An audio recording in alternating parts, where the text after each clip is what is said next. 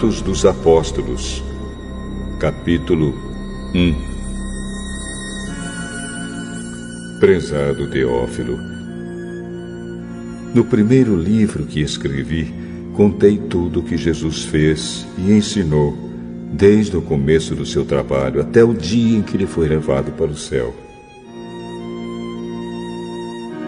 Antes de ir para o céu, ele deu ordens, pelo poder do Espírito Santo, aos homens que ele havia escolhido como apóstolos. Depois da sua morte, Jesus apareceu a eles de muitas maneiras, durante 40 dias, provando, sem deixar dúvida nenhuma, que estava vivo. Os apóstolos viram Jesus e ele conversava com eles a respeito do reino de Deus. Um dia, quando estava com os apóstolos, Jesus deu esta ordem: fiquem em Jerusalém e esperem até que o Pai lhes dê o que prometeu, conforme eu disse a vocês. Pois, de fato, João batizou com água, mas daqui a poucos dias vocês serão batizados com o Espírito Santo. Certa vez, os apóstolos estavam reunidos com Jesus. Então lhe perguntaram: é agora que o Senhor vai devolver o reino para o povo de Israel? Não cabe a vocês saber a ocasião ou o dia que o Pai marcou com a sua própria autoridade. Porém, quando o Espírito Santo descer sobre vocês, vocês receberão poder e serão minhas testemunhas em Jerusalém, em toda a Judéia e Samaria e até nos lugares mais distantes da terra. Depois de ter dito isso,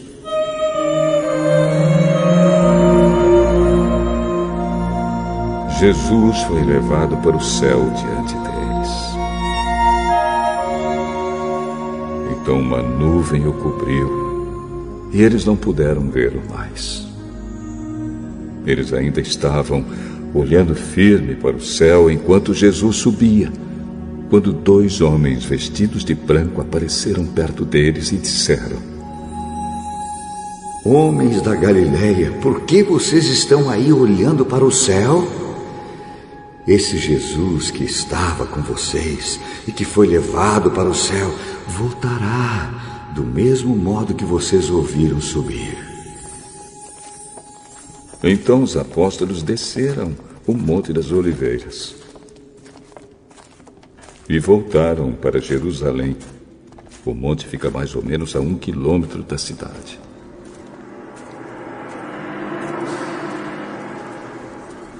Quando chegaram à cidade, eles foram até a sala onde estavam hospedados, a qual ficava no andar de cima da casa.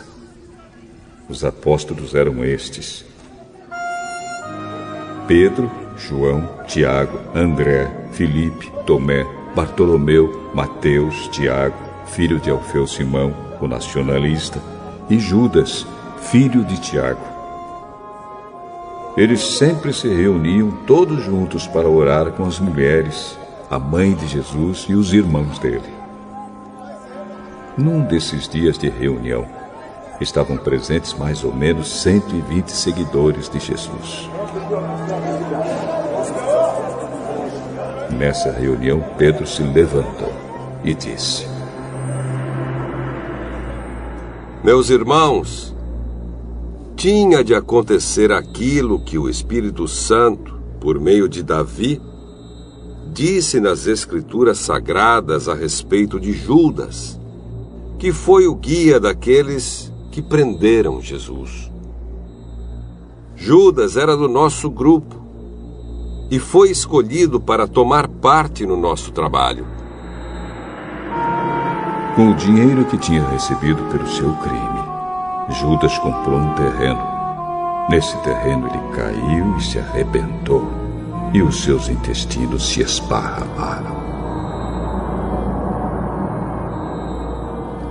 Todos os moradores de Jerusalém ficaram sabendo disso. Por isso deram àquele terreno o nome de Acéldama, que na língua deles quer dizer campo de sangue. Pedro continuou: Isto é o que está escrito no livro dos Salmos, que a casa dele fique abandonada e ninguém mais more nela. E também diz que outra pessoa faça o trabalho que ele fazia. Portanto, precisamos escolher outro homem para pertencer ao nosso grupo e ser testemunha junto conosco da ressurreição do Senhor Jesus. Deve ser um daqueles que nos acompanharam durante o tempo em que o Senhor Jesus andou entre nós, desde que foi batizado por João até o dia em que foi levado para o céu. E foram apresentados 2 homens, José, chamado Barsabás, que tinha o apelido de Justo, e Matias. Em seguida oraram, dizendo: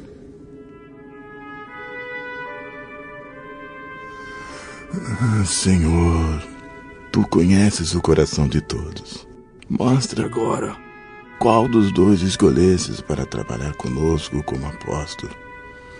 Pois Judas abandonou este trabalho e foi para o lugar que ele merecia.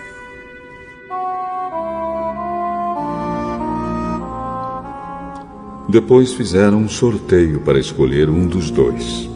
O nome sorteado foi o de Matias, que se juntou ao grupo dos 11 apóstolos.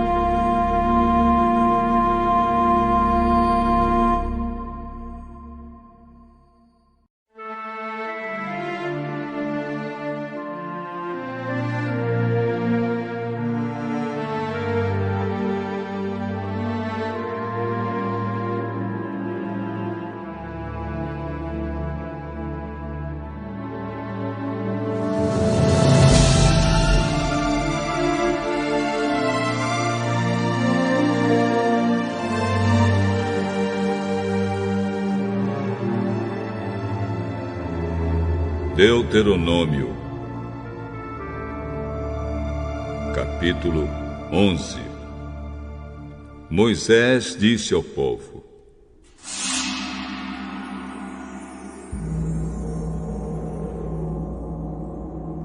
Amem o Senhor, nosso Deus, e sempre obedeçam às suas leis, aos seus mandamentos e às suas ordens. Pensem hoje na grandeza de Deus e naquilo que aprenderam a respeito do seu poder e da sua força. Foram vocês, e não os seus filhos, que viram e conheceram tudo isso. Lembrem dos milagres e de tudo que o Senhor Deus fez no Egito contra Faraó, rei do Egito, e contra toda aquela nação. Vocês viram o que Deus fez com o exército dos egípcios e com seus cavalos e carros de guerra, quando estavam perseguindo vocês. O Senhor fez com que as águas do Mar Vermelho os cobrissem e afogassem. E assim acabou com eles para sempre.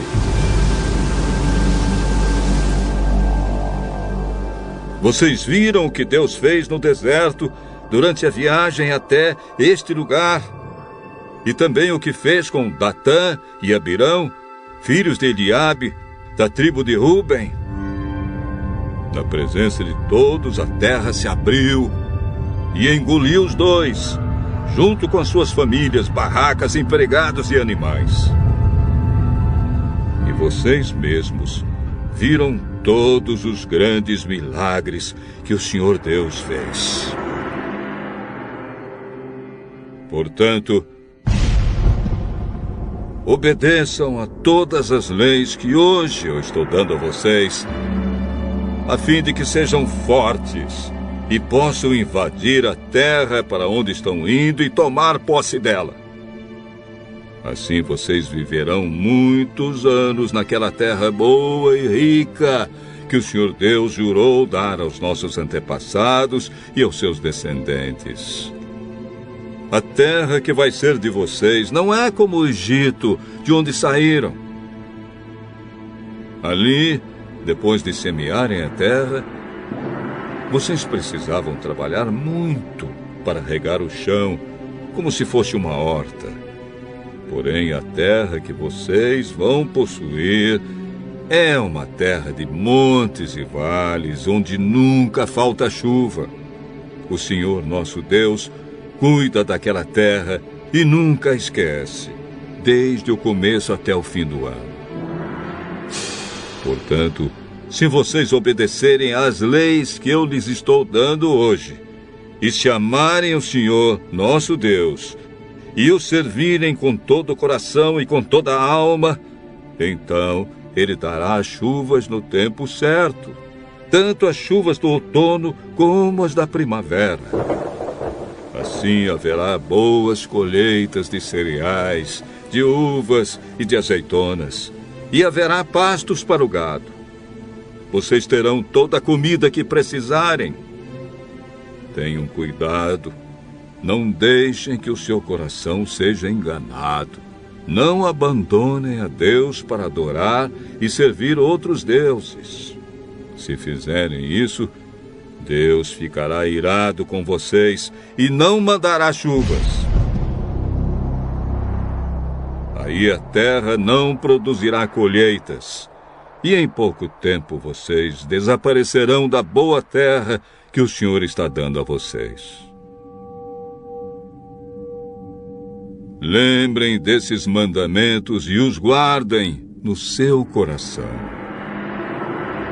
Amarrem essas leis nos braços e na testa, para que não as esqueçam, e não deixem de ensiná-las aos seus filhos. Repitam essas leis em casa e fora de casa, quando se deitarem e quando se levantarem, e as escrevam nos batentes das portas das suas casas e nos seus portões. Assim vocês e os seus descendentes viverão muitos anos na terra que o Senhor Deus jurou dar aos nossos antepassados.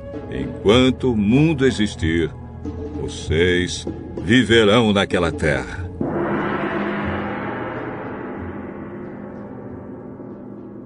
Portanto, obedeçam a todas as leis que eu lhes estou dando.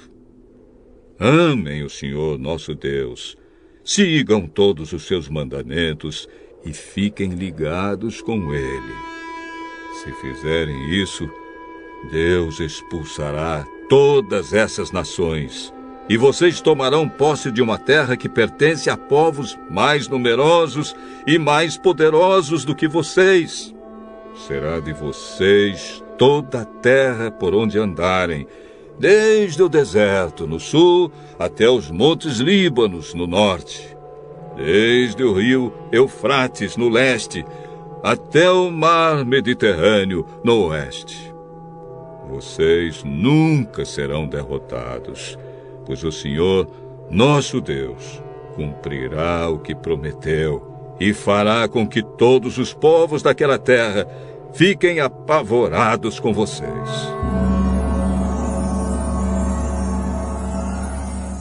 Hoje vou deixar que vocês escolham se querem bênção ou maldição.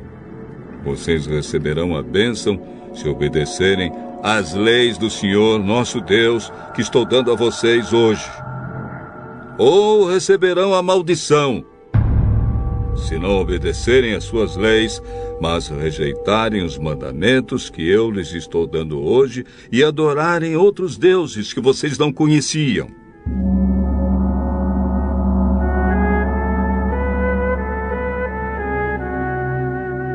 Quando o Senhor Deus os levar para a terra que vão possuir, vocês anunciarão a bênção no monte Gerizim e a maldição no monte Ebal. Esses dois montes ficam na terra dos cananeus, a oeste do rio Jordão, na região do Vale do Jordão. Ficam perto da cidade de Gilgal, não longe das árvores sagradas de Moré.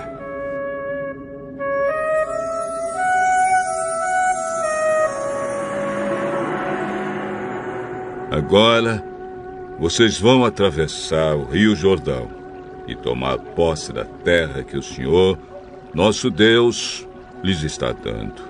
Portanto, depois de invadirem a terra e começarem a morar lá, tenham o cuidado de obedecer a todas as leis e mandamentos que hoje eu estou dando a vocês.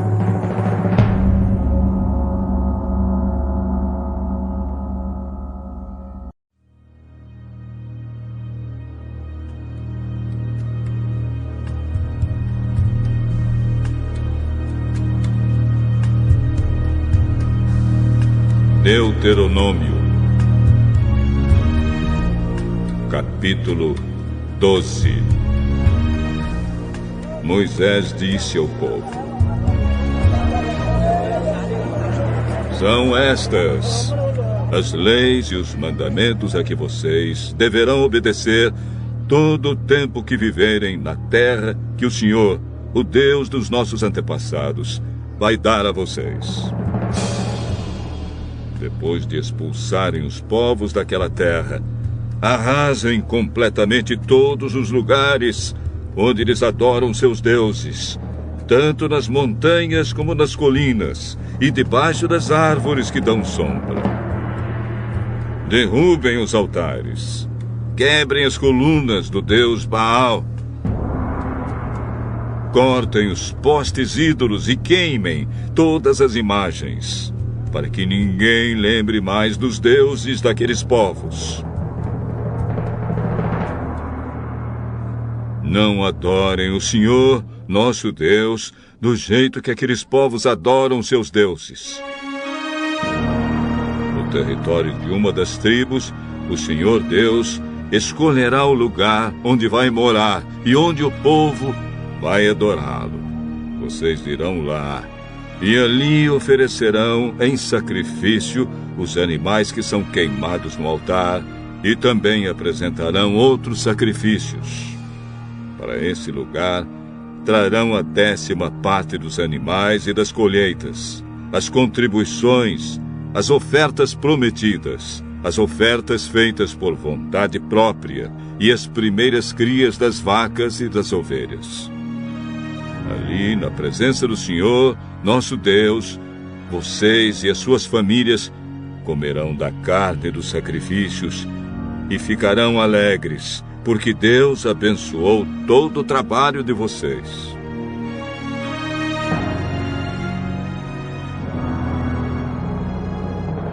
Até agora, cada um tem feito tudo como quer, mas quando chegarem lá, não vai ser assim. Vocês ainda não entraram na terra que o Senhor, nosso Deus, lhes está dando, a terra onde vão viver em paz. Quando atravessarem o rio Jordão e começarem a morar na terra que o Senhor vai dar a vocês, Ele os protegerá de todos os inimigos e vocês viverão em paz. Então, o nosso Deus escolherá o lugar onde Ele será adorado, e para lá vocês levarão tudo o que estou ordenando, isto é, os animais que são queimados no altar e os outros sacrifícios, a 10ª parte dos animais e das colheitas, as contribuições e todas as outras ofertas prometidas a Deus. Na presença do Senhor, nosso Deus, todos se alegrarão. Vocês, os seus filhos e as suas filhas, os seus escravos e as suas escravas, e os levitas que estiverem morando nas cidades onde vocês vivem. Eles não receberão terras em Canaã, como as outras tribos vão receber. Portanto, não ofereçam sacrifícios em qualquer lugar que quiserem, mas somente no lugar que o Senhor Deus escolher no território de uma das tribos. Ali, vocês oferecerão sacrifícios e farão todas as outras coisas que tenho ordenado. Porém, quando vocês quiserem comer carne, poderão comer os seus animais em qualquer lugar onde vocês estiverem morando. Vocês poderão comer tantos animais quantos o Senhor nosso Deus lhes der. Todos vocês, quer estejam puros ou impuros, poderão comê-los, como comeriam carne de gazela ou de veado. Mas não comam o sangue dos animais. O sangue deve ser despejado no chão, como se fosse água.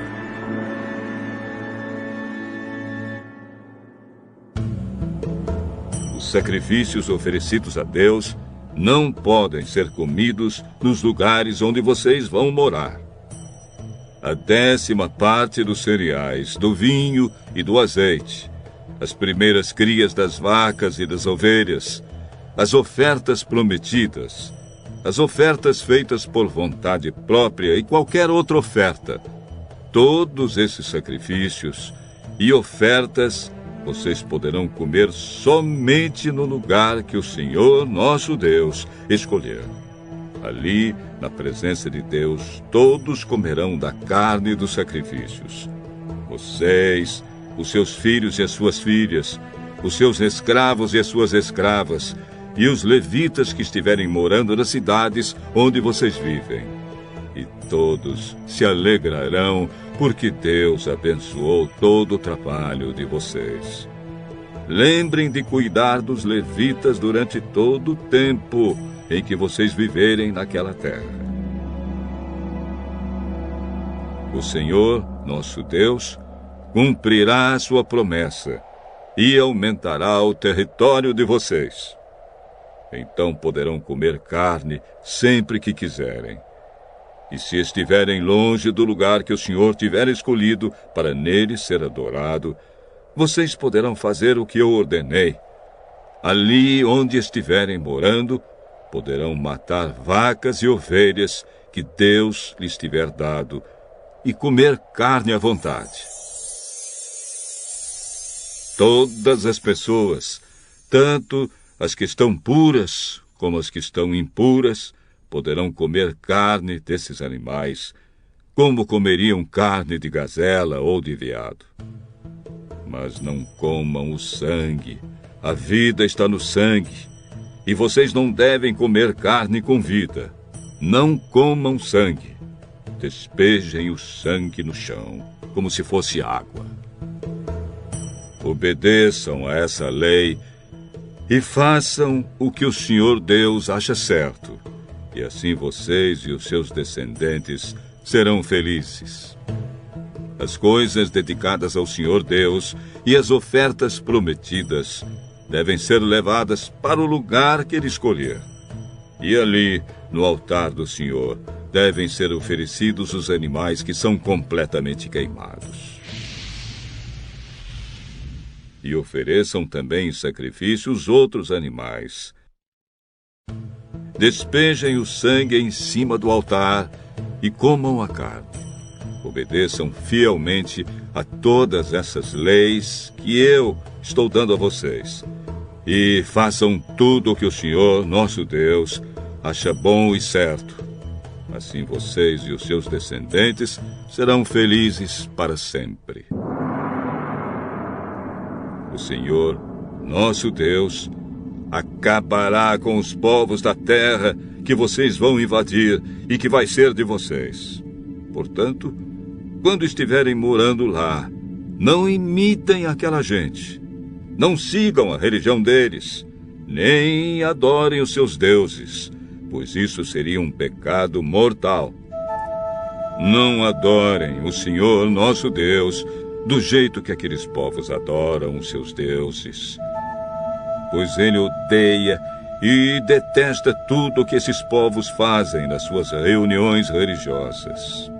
Eles até chegam a oferecer a esses deuses os filhos e as filhas para serem queimados em sacrifício no altar. Obedeçam a todas as leis que eu estou dando a vocês sem acrescentar nem tirar nada.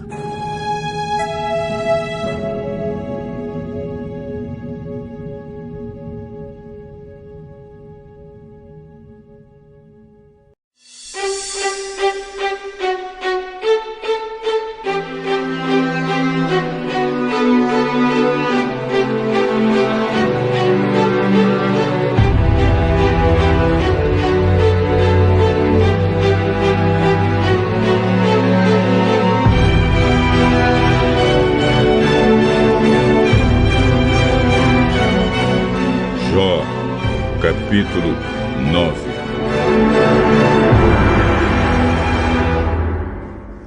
Então, em resposta, Jó disse: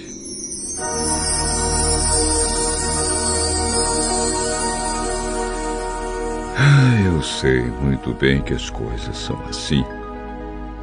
Mas como é que uma pessoa pode provar a Deus que ela está com a razão?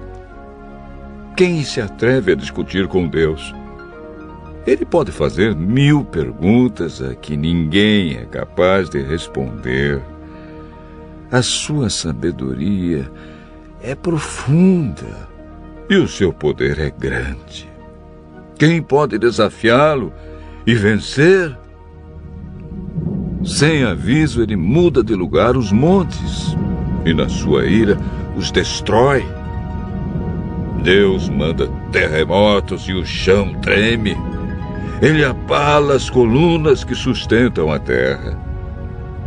Deus dá ordem e o sol não nasce. Ele apaga a luz das estrelas.